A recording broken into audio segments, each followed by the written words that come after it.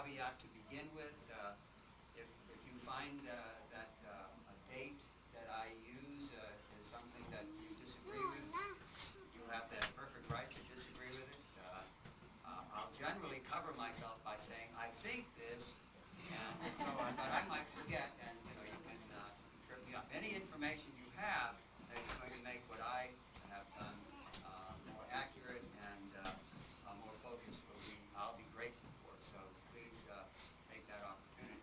I'm going to stand behind the projection materials, and I'll try to speak loud so you all can hear. If I'm not speaking loud enough, please raise your hand, and if I catch it, then I'll try to rectify that situation.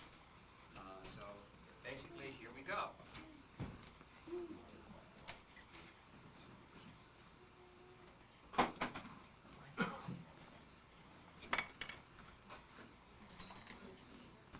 Chautauqua. Chautauqua is in most dictionaries of the American language. It talks about it being an American social movement of the late 19th century, or a lake in northwestern New York State, west of the Finger Lakes. Definitions include, since the word we believe is an American Indian, a Native American word, Iroquois Confederation, Seneca tribe, that could mean jumping fish, two moccasins tied together, a bag with a string tied across the middle, a very hard question on a spelling bee, all of the above or none of the above. I'm going to define it as an American icon and use the word icon to mean a symbol, a representation, something that has a larger meaning, and I hope that at the end of the presentation you'll have some idea of what I at least consider to be that larger meaning. If you're almost any place in this country today and you pick up a local newspaper, you're going to find articles about Chautauqua. It could be the Mother Chautauqua in Chautauqua, New York. It could be the Daughter Chautauquas, or the permanent assemblies, which will be my topic tonight. It could be a reminiscence of tent Chautauquas. Some 10,000 cities in this country in the 1910s and early 1920s had week-long Chautauquas. It could mean the new humanities Chautauquas, begun at the bicentennial of this country in 1976, and still strong in a number of states.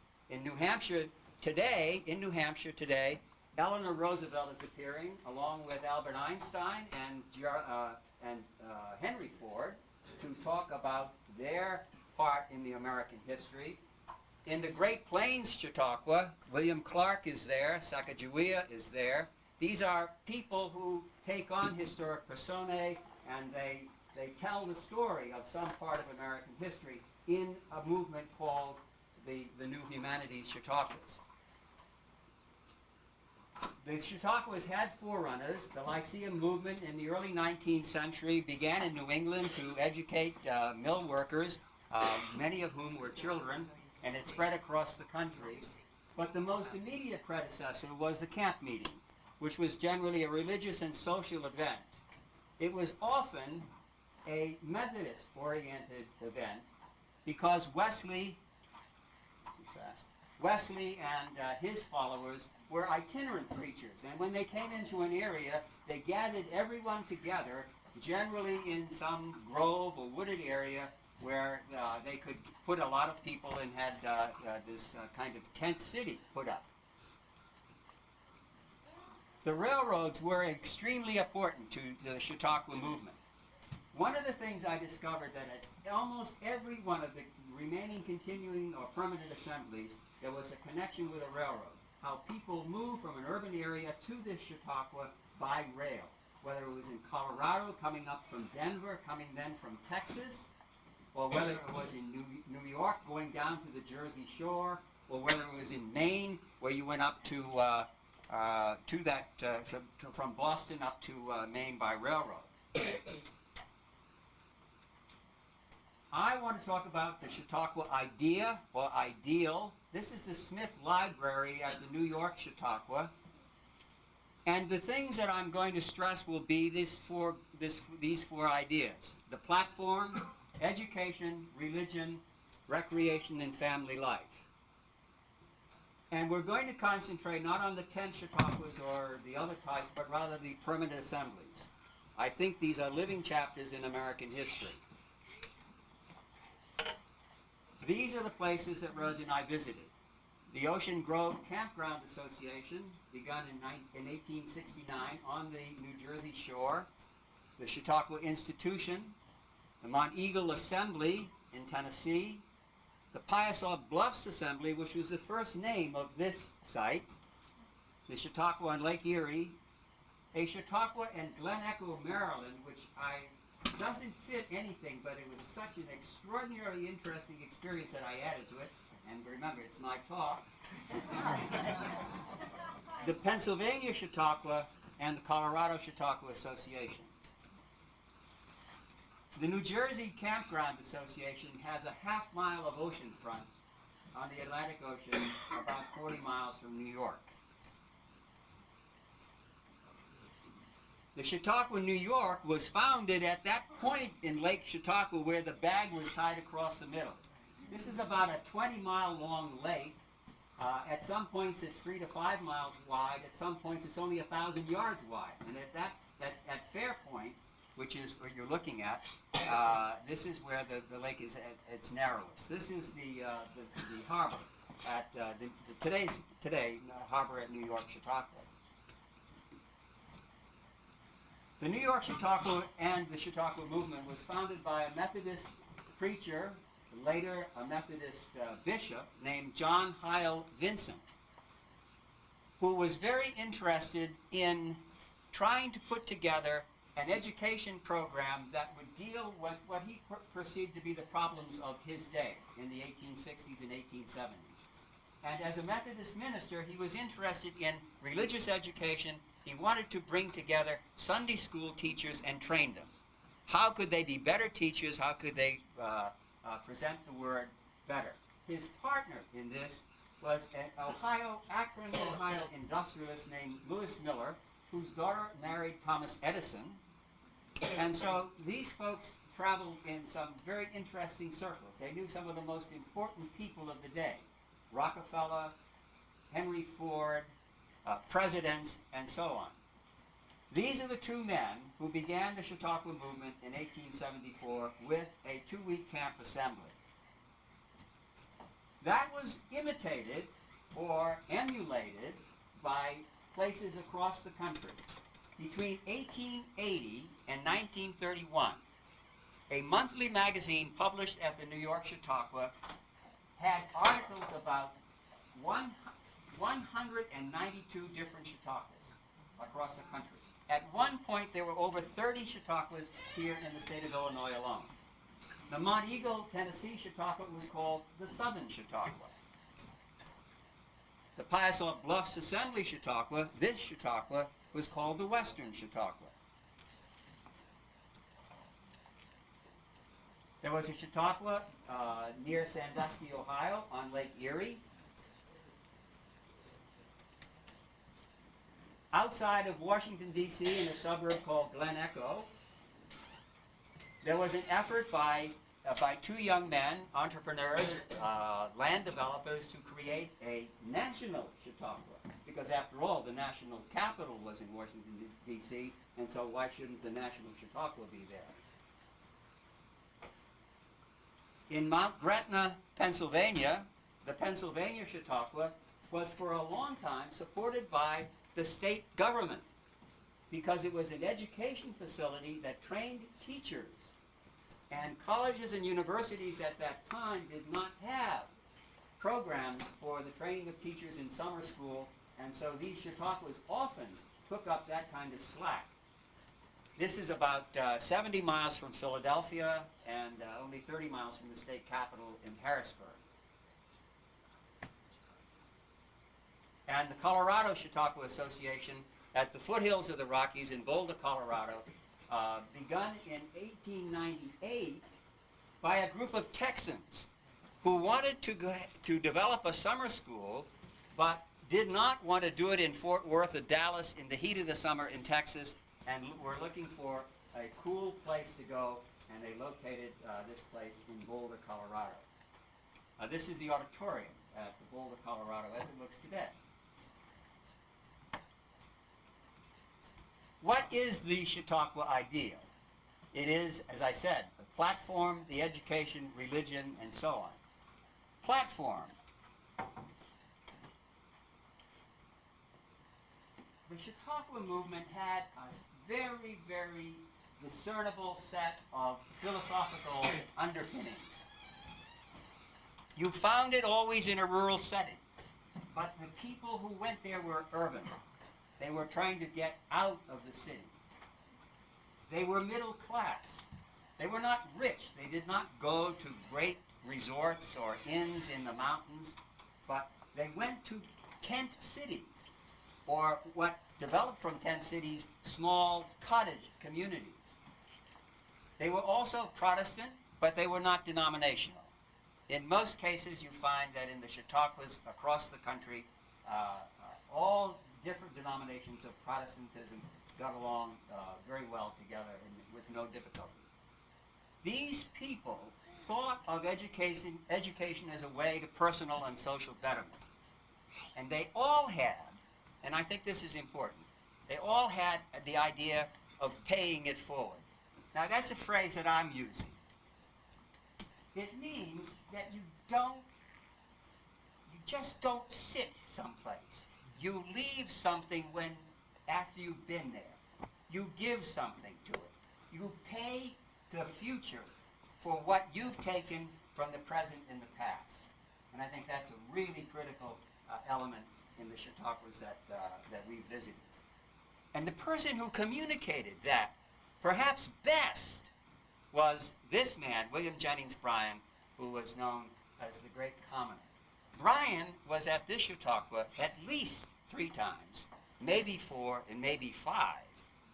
But he made a living out of Chautauqua, where he would go from one to another over the summer season, and he'd have maybe 35 or 40 different engagements in a season. And he spoke at Chautauquas during a period of maybe 10 or 15 years, well over 400 times.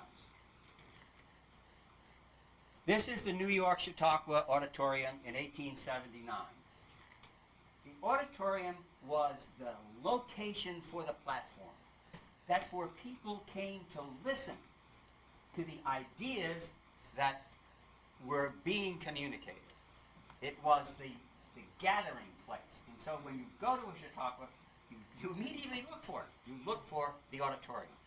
Sometimes called the tabernacle, sometimes called the pavilion, but still a place where people gather together, and almost literally you have a platform when you think of the stage of an auditorium. At Chautauqua in New York, you could almost call it the Chautauqua White House. 10 presidents appeared at the New York Chautauqua. Not all of them appeared while they were president. Some of them say it was a great Chautauqua mix because there were 8 Republicans and 2 Democrats. However, you could point out that sitting presidents, there were 2 Republicans and 2 Democrats, because Teddy Roosevelt and Ulysses Grant appeared at the Chautauqua, as did Franklin Roosevelt and William Jefferson Clinton. The original auditorium here at this Chautauqua dates back to 1889. There are articles in the Chautauquan, the New York Chautauquan, that talk about the construction of the auditorium and the dedication of the auditorium as early as that year. And as I pointed out, Bryan was here, as he was in many, many other places, bringing the message of the Chautauqua education. And this was the message. These are the ideas that were developed on the platform. These are the ideas that were communicated.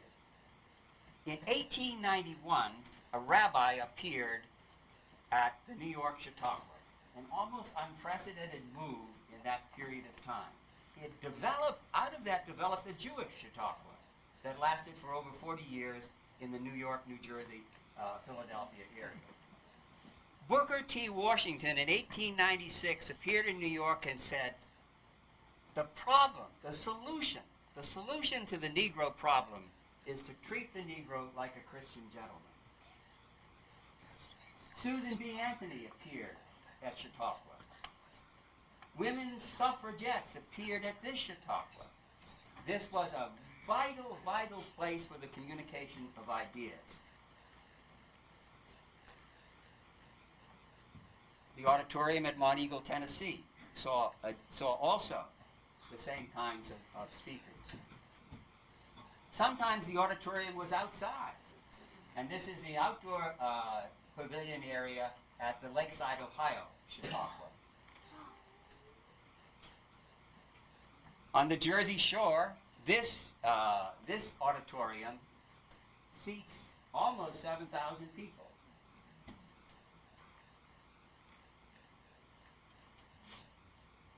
The Colorado Chautauqua built its auditorium in 60 days. They were determined to open in 1898 by the 4th of July, and one contractor forfeited his contract, and they didn't know what to do, but they went out and they found people here, there, and someplace else, and they built the auditorium within a period of 60 days. Now, not everybody who went to the Chautauquas were the people like William Jennings Bryan and things like that. This here is Rocky Mountain Joe meeting Happy Jack. An act or skit, if you will, at the Boulder Chautauqua. Chautauqua was about education. This is the Florida Education Association building in Defuniak Springs, Florida, the only building that still remains of that so-called winter Chautauqua, but it demonstrates the connection between education and the Chautauqua movement. And you know, what's interesting is that this education is not secular education as we know it today, but even though there's this distinction between church and state, in the late 19th century, that distinction is not that easily cut down the middle. And so many of the teachers in the public schools were also teachers in the Sunday schools, and there's this mix between the two going on. This is what came out of the Chautauqua movement. Free textbooks, summer schools, school lunch programs, lifelong learning, correspondence courses. All of these things began within the confines of the Chautauqua experience. And they were incorporated into colleges and universities across the country. They didn't start there. They started outside the walls of the universities and colleges. Education for all, above all, education, education, education. Why? Because when you go back to our founding fathers, you know why. Any nation that expects to be ignorant and free expects what never was and never will be. At New York, this is the building of the Chautauqua Literary and Scientific Circle. It is the first book club in the United States. It was a out of university college. You read books, much like the English and European counterpart education. You didn't go to college in the 19th century in Europe. You read at college. And that's what the Chautauqua experience was doing here. The Hall of Philosophy was where people went to discuss the books. There was a Hall of Philosophy here on these grounds in 1905. If you ask me where, I can't tell you. But I'm looking for where it was. But we were that well connected. We had people enrolled in the Chautauqua Literary and Scientific Circle. We had people graduate from that circle, and they moved through this kind of a ceremony where the graduates on Recognition Day, and if you look at early programs, you're going to see something that says Recognition Day. What does that mean? This is what it means. People who have read the required number of books over the required number of years are basically getting a degree.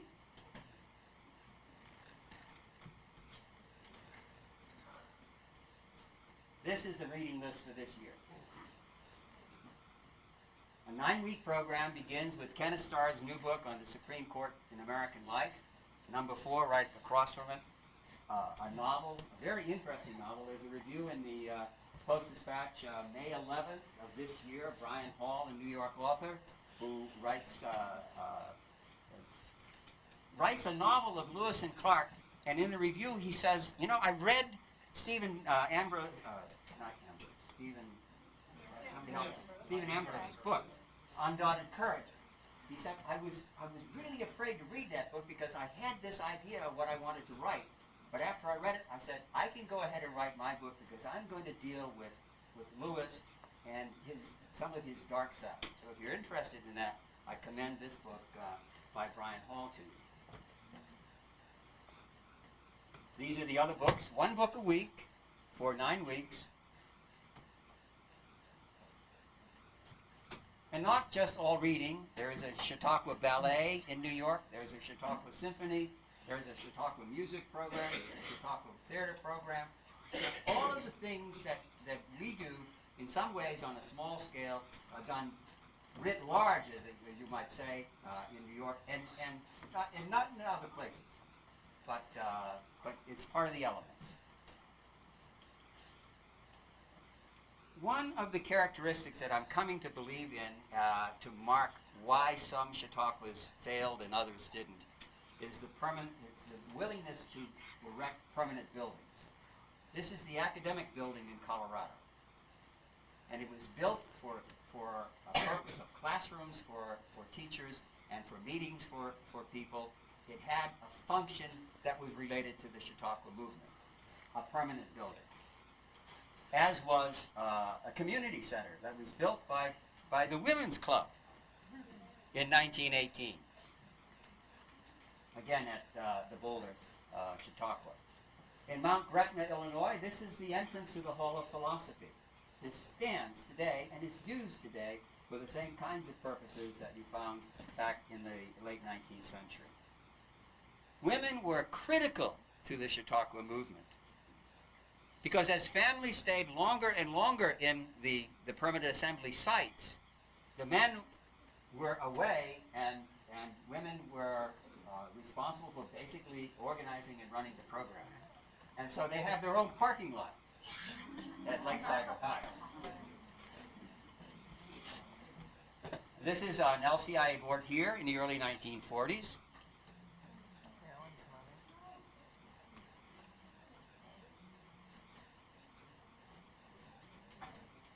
This is another LCIA board a little bit later.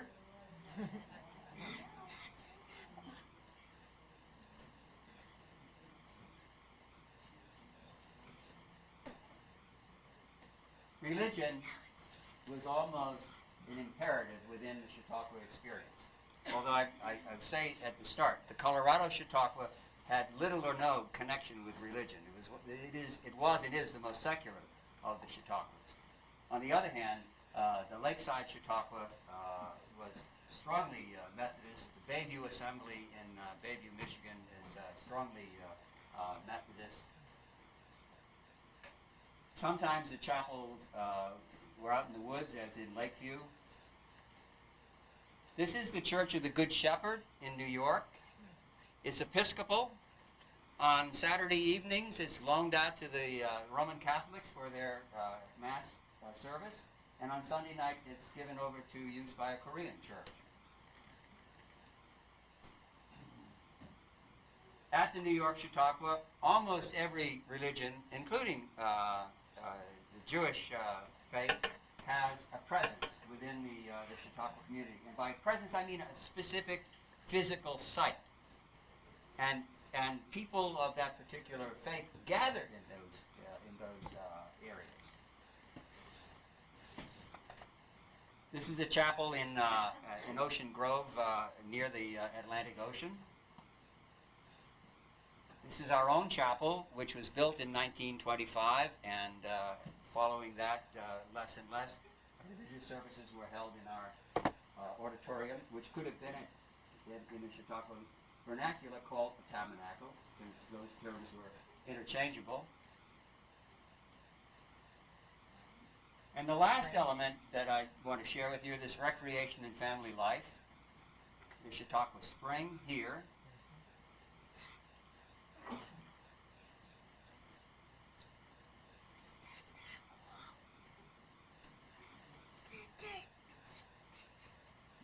This is in the 1940s before the River Road. But again, once again, I've noticed in the exhibitions around here tonight that there are a number of the photographs that I'm using that I scanned in from these sources for this presentation. This is a restaurant in the dining hall at the Boulder, Colorado. Rose is having lunch with her sister. And of course we have our own pink geranium here at the new Piasa Chautauqua. And if there's an organization that has really come into marketing, it's the Colorado Chautauqua Association. I just love music with an altitude.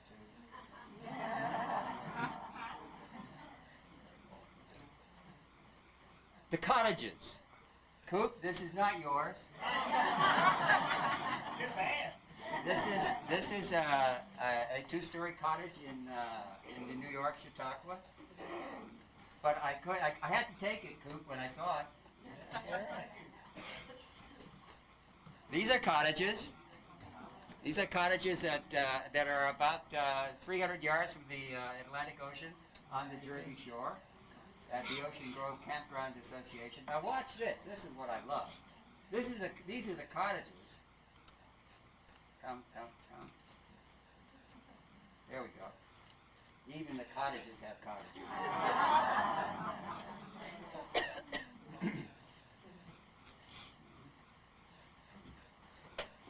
At the Ocean Grove Campground Association, these structures you see in front of this row of cottages, they're tent platforms. And what they do is, and families, just as here at our Chautauqua, have owned these for generations. They put a tent over the structure, and you have then like a two-room area. You have the wooden frame cottage behind and the tent outside. And they have little gardens out in front and hedges and so on. It's just fascinating to see it. There's a big block of this thing right next to the auditorium at Ocean Grove.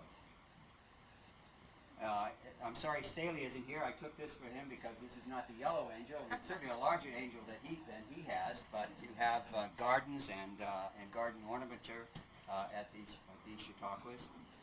This is Rose. We're up on Lake Erie now. It's a little cooler than the weather we've had the last few days. This is the yacht club at the Lake Erie Chautauqua, Lake View. Chautauqua on Lake Erie. This is the swimming area. This is the swimming area.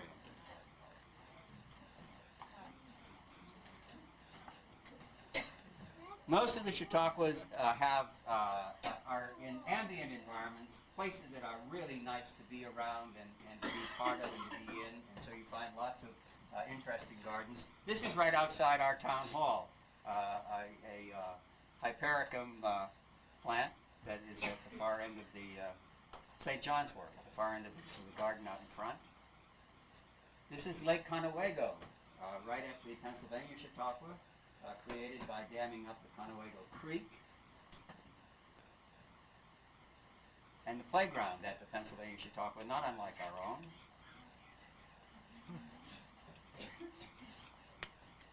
This, I have to try to put this in the best possible way. This is a carousel.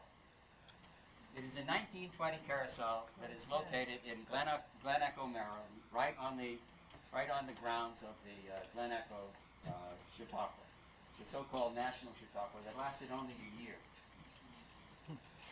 The two guys who put together the plan, they really were entrepreneurs. They persuaded Clara Barton to move the American Red Cross to the grounds of the Chautauqua, thinking that would bring people in. Their committee, their committee to run the place, had on it the Commissioner of Education for the United States government.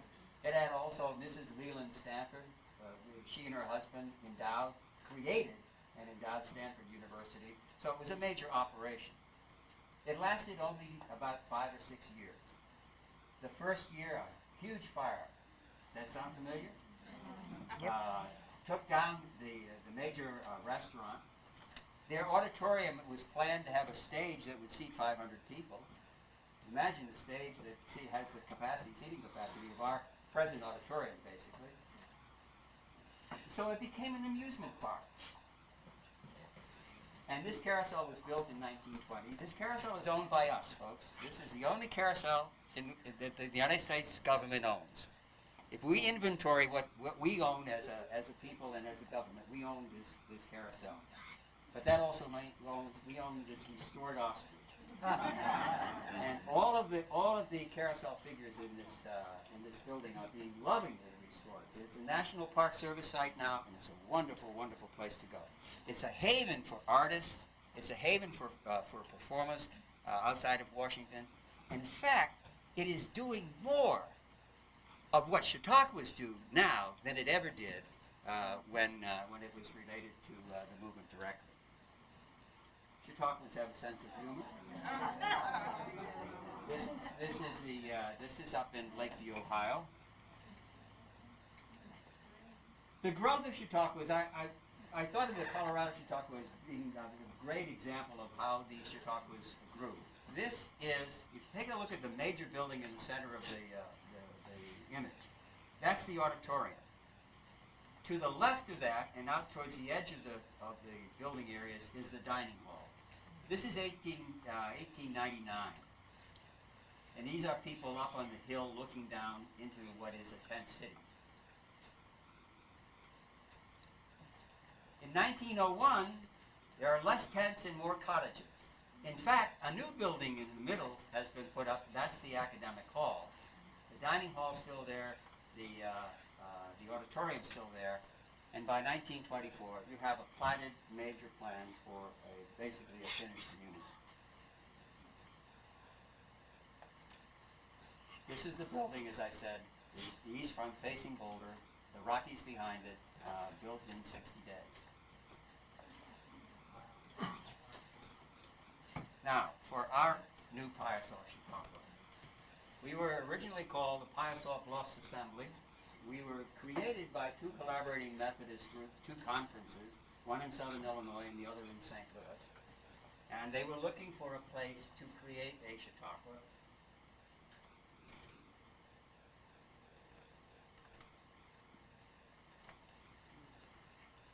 And so in 1885, they were able to put together an organization dedicated to education, religion, and recreation.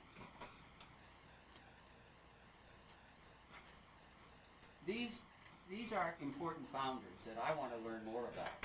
But I do know that the St. Louis group was led by Benjamin St. James Fry, who was born in Tennessee, educated in Cincinnati, Ohio, was a president of a small college, was an Army chaplain in the Civil War for the 63rd Ohio, received a Doctor of Divinity degree from Quincy College, and was the leading mover in the St. Louis group that helped put this place together.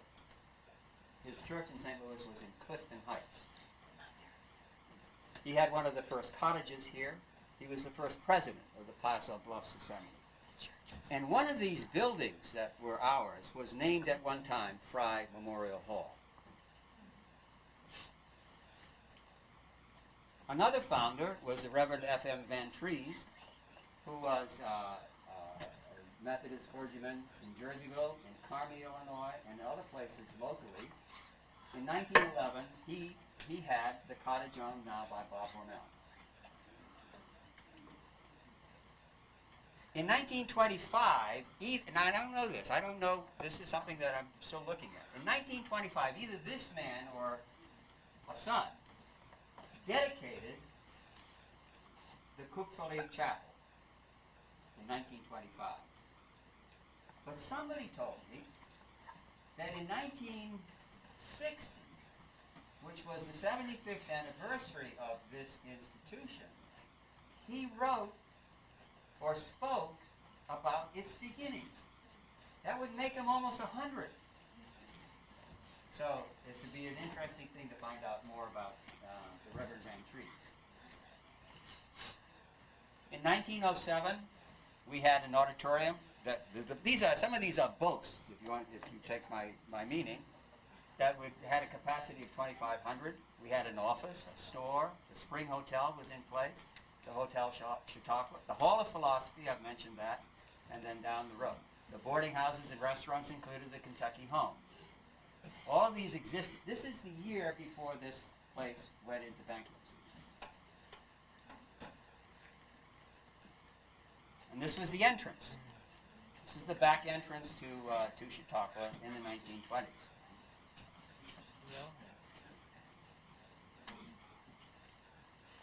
The Tabernacle Pavilion or Auditorium was critically important to the Chautauqua experience here in this valley because it was the center for the platform activities, and for a long time it was the center for the religious activities since it was the first church. In fact, the idea of the grove goes back long into classical times. The Roman poet Horace said, "Seek truth in the grove of Academe." And basically you find this kind of interest in developing that kind of an environment within the Chautauqua experiences.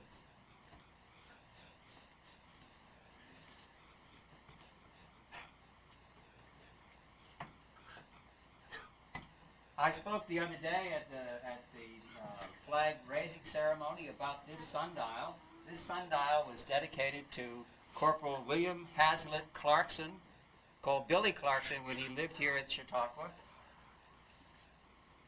He was killed on the island of Saipan on July 7th, 59 years ago tomorrow, on the 22nd day of the battle of that 40-day battle for control of Saipan. He was a U.S. Marine. And if you go up and you look at the sundial, you'll see around the ring that information, the Marine Corps insignia and the specifics of his life. Billy Clarkson was a friend of Bill Osborne's. He was a messenger boy here where there was a telephone message. He ran into cottages. He's buried in Honolulu.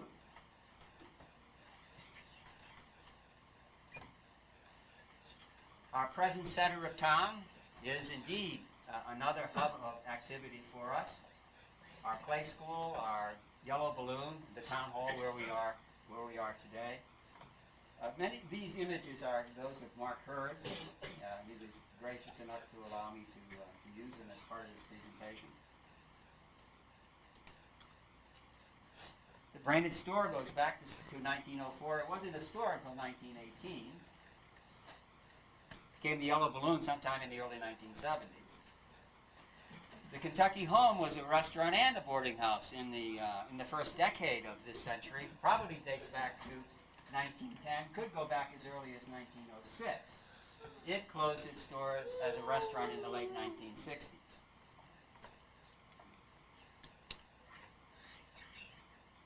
The chapel was built in 1925.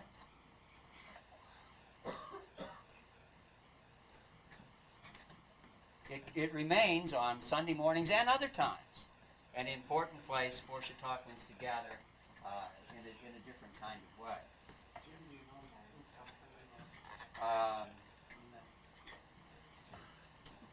St. Louisan, who owned property first up on Springfield and then later down towards our area, but beyond that I don't.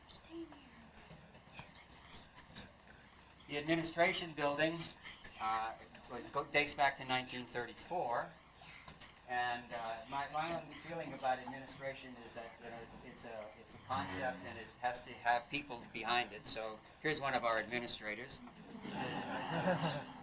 She's not here, so I can do this. She's the present president of the LCIA.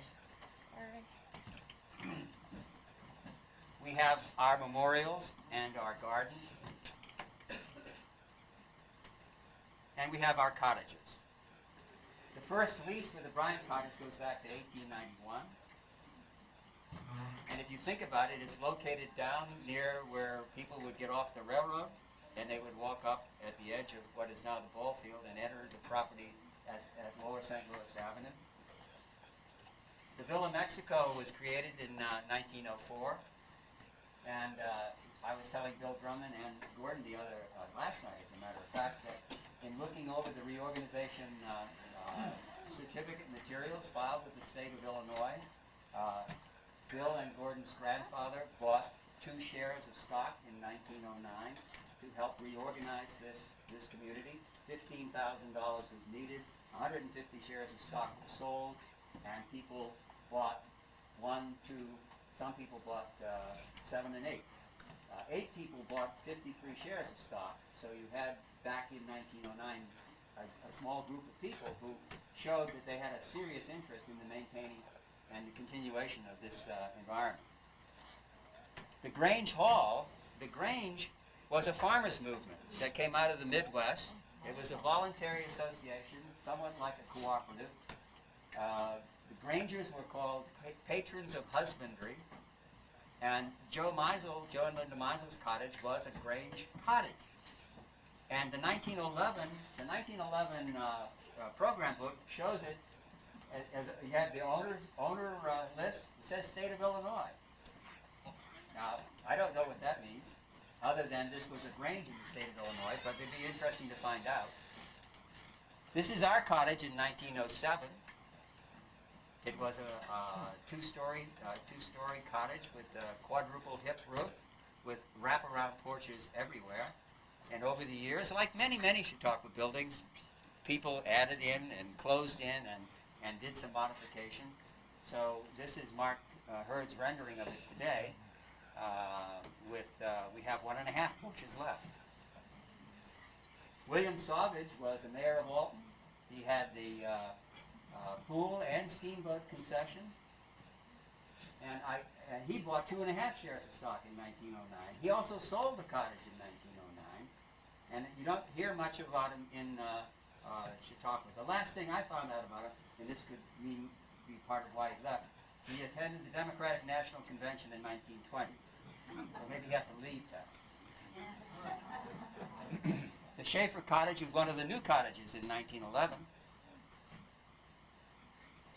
The Springs Hotel, where the playground is now, was run by and managed by the LCIA, and that dated back to 1896. It was torn down in 1969, 1970. Another major hotel, sometimes called a hotel, sometimes called the Inn, was outside the grounds, down in the Flint Park area. And this is a photograph of it as it looked. It existed between 1903 and 1919, and it was lost by a fire. This shows the hotel from the pool view. You can see it beyond the pool, and a view of the pool in the early 1900s, and some of the folks who were at the pool in the early 1900s. So what we have here is the Chautauqua on Mississippi, the new once called the Piasa Bluffs Assembly, then the Piasa Chautauqua, and then after 1909, and until today, new Piasa Chautauqua. A center of activity during the season. It's 12-week season. The activity we had just Friday, of the balloon raising. In Latin, mirabile dictu, it's wonderful to tell you how Chautauqua is synonymous with the American experience. Teddy Roosevelt called it the most American thing in America. Rudyard Kipling said he was Chautauqua to despair. Chautauqua is a lawn tennis tabernacle of science and literature. I don't like Chautauqua. I don't know why, and I don't have time to find out.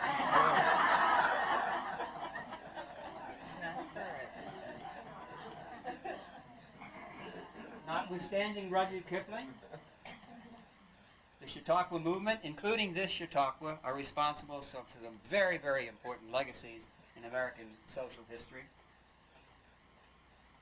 A generosity of spirit imbues, I think, the Chautauqua experience.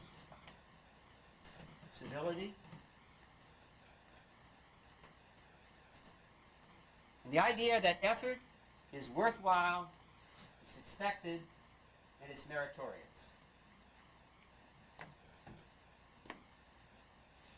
Dearie, do you remember when we waltzed to the Sousa Band? The bandstand at Lakeside, Ohio, the Alton Band up here, the kind of verve, the kind of joy that exists within the Chautauqua community, as we walk out to the boardwalk, to our river experience, and sites like this make our Chautauqua really worthwhile.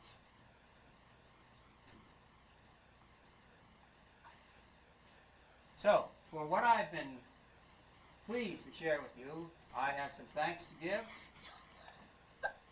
I thank David McCullough, who's an author historian, who visited this area not 10 weeks ago, whom I invited to come to this Chautauqua, but he was bringing his wife with him, and he was so enthralled with the Principia campus that he said, I can't come here, I have to bring her up there, and we don't have time to come down here. And I said, you're missing something. David McCullough gave 10 years ago, in 1993, the first of the inaugural lecture of a new series in New York called the Chautauqua Platform Series, a series that we're going to try to emulate here in this community, in which he talked about the Chautauqua experience. I thank the folks at Principia who have been really kind to me, to Carol Stuckey, who heads the library, and Jane Pfeiffer, a former mayor of the village of Elsa, who heads the archives, and holds a great many Chautauqua materials, which she carefully watches over me while I look at them, makes me put on these white gloves, and keeps looking to see if I'm turning the pages too quickly. Tim Booth, who runs special programs up there. I've borrowed equipment from them for the use in this presentation tonight, so I thank Byron Walter.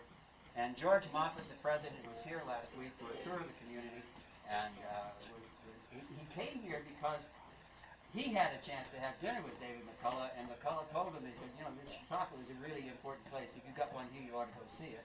And so after several years as president of Principia, he decided that he would come on, and he had a grand time. I thank other people. My daughter Jean, I called her 4 times this morning because I was having a problem with the computer, and she solved every problem without, it seemed like she wasn't irritated. Judy Hurd and Rose Tomlinson, who are very, very important to the Chautauqua Historical Society. To Ralph Osborne, whose book I read back in the late 1980s, and over the past 10 months have looked at again and again and again. Particularly, there's one very, very fine essay by Barbara Osborne Russell in one of the appendices of that book that does a nice job in saying some of the things that I'm saying tonight about the Chautauqua experience. To Mark Hurd, who longtime friend of our family, and who very generously allowed me to use many of his images to spice up this program. To John Schmitz, whom I will be with at the end of the month, the archivist at the Chautauqua Institution in New York, and who always takes my telephone calls and answers my emails and gets information to me. Same with Steve Baker at the Colorado Chautauqua Association. And Sue Kister, who is the secretary of the Chautauqua Network News. The Network News is a several times a year newsletter that talks about Chautauquas across the country, and with membership in our society at the patron level, you'll get a subscription or you get a membership in the network. So I ask you to look at that. To Marie Olison, who's a colleague of mine in the Historic Elsa Foundation, it was she and others who persuaded me I ought to put some time and energy into this ideas of mine, and to Katie Schaefer, who helped make tonight possible in many, many ways. So I thank all of these people.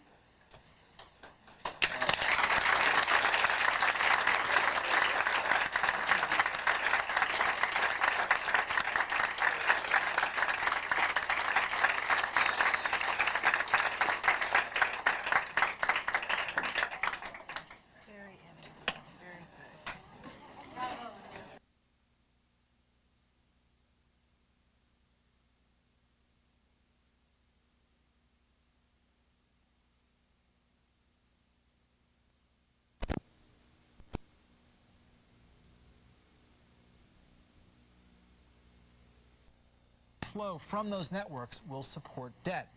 But his decision to bid for Universal Music, while it may make his bid more attractive from Vivendi's point of view, may hinder Bronfman's ability to finance it. Music is not producing a great deal of free cash flow right now. That's the key for making interest payments. Bronfman's long shot bid is joined by many others in a similar state. MGM would like to pursue a deal whereby it contributes its studio to a new company that includes the movie studio and cable networks of Vivendi. That deal would also require the participation of private equity firms in addition to cash coming from MGM's controlling shareholder Kirk Kerkorian. It would not include music, but like Bronfman's plan, the new company would add debt, pay Vivendi some cash, and require it to hold an equity position. It is seen as a tough deal to pull off. In contrast, another possible bidder, Liberty Media, is not a long shot due to financing, but because the will of its leader is in question.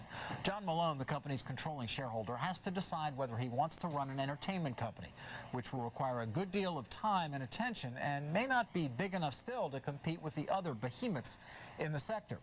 While Liberty always seems on the verge of doing a big purchase, it is yet to pull the trigger. If it decides to do so, people close to this process believe Malone would be able to offer Vivendi the best deal because it can pay the most cash or craft the best structure. Marvin Davis, the oil man who first made a bid for all of Vivendi's media assets, including music, last year, well, he's still said to be hanging around with his private equity partners. But people close to this situation give him a very slight chance of success. Meanwhile, GE, the parent of CNBC, continues to ponder the possibilities of combining NBC and Vivendi's studio and networks. As I reported last week, such a bid would mean spinning off NBC, at least in part.